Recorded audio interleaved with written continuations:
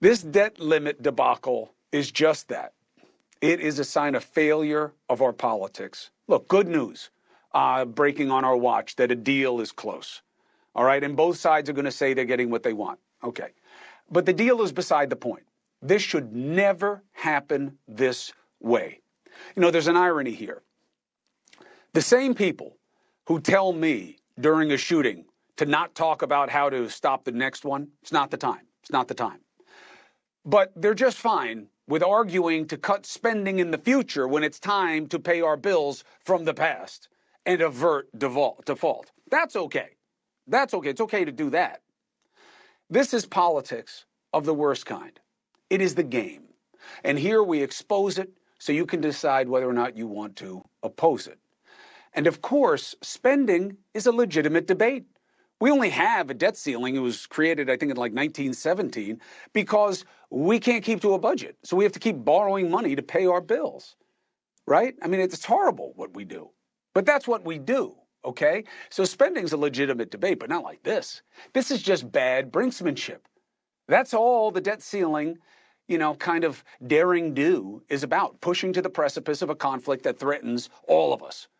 Sure, we did that in the Cold War. We did it with the Cuban Missile Crisis, but these days we're doing it more and more to our favorite enemy, ourselves, and it's always the same game. We're not going to raise it if we don't get a deal to spend less next time.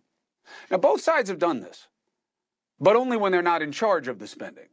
But to be fair, the GOP has done it more and more recently in ways that are ugly and obvious. 2011 was the break point for me, and for the country, by the way. The right made it rabid.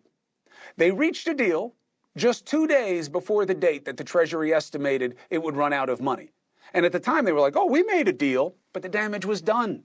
The brinksmanship triggered the most volatile week for U.S. stocks since the 2008 financial crisis. And the credit rating agency, S&P Global, downgraded the United States creditworthiness for the first and only time ever. So what difference did that make? Well, the GAO, which is nonpartisan, right, serves as the federal auditor, estimated that the delay in reaching a deal increased U.S. borrowing costs by $1.3 billion with a B that year alone. They cost us that amount of money just to buy political points for a base they would have had anyway. And now they're doing it again. In May 2023, ratings agency Fitch put U.S. debt on negative watch, a step that typically precedes a downgrade. Now, another point of irony. Biden was a negotiator for Obama back in 2011, and he said he learned that a president should never negotiate on paying for spending that has already occurred. Don't negotiate about the debt ceiling. It's basically political terrorism. We owe money. That's what the debt ceiling is, by the way. This is a farce that it's about anything to do with the future. We owe money. Again, we don't balance our budget, so we need to borrow to pay for what we spend. Not paying is not really an option.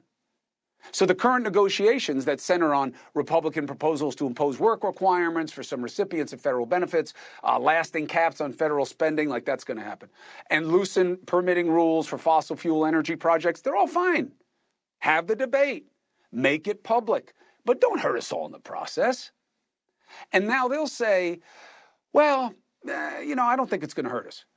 Then you didn't learn the lesson from 2011. And they can't say, listen, we got to do this. It's a matter of principle.